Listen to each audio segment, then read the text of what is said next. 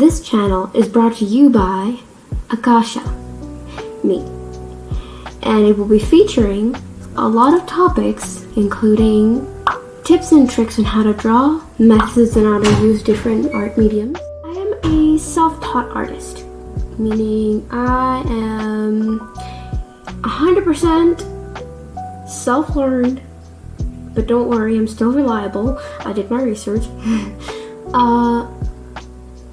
I started my art journey back in 2019, yeah, and I learned a really big lesson, which is that art isn't about learning techniques and then, it's not just about learning techniques and applying them.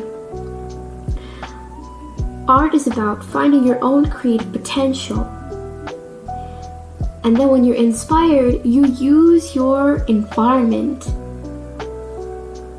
to your advantage. And then you create art. So what I mean by that is, when I was learning art, or when I was, on my way to become an artist, I just wanted to draw. And I started, just drawing really embarrassing pictures. I wasn't good at drawing, but I had a knack for it and I wanted to do it.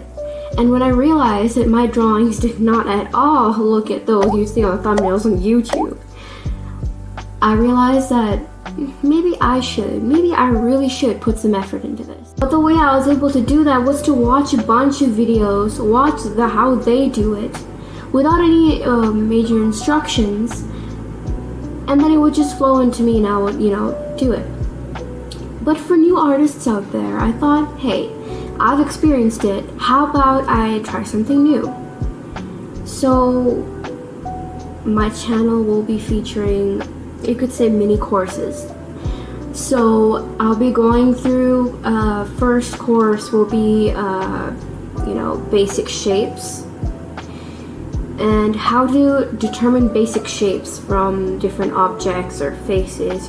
I am pretty good at portraits, so just determining different basic shapes from natural objects. So if I was to use like a shape or a leaf, a plant, what natural shapes do I see? What basic shapes do I see? And we're going to go through not just 2D shapes, we're going to go through drawing 3D shapes, and we'll go through step by step and how to use guidelines in any type of drawing, not necessarily just in portrait drawings. The next, I'm going to teach you how to shade. I'm going to share my tips and tricks, what I've learned along the way, and what works.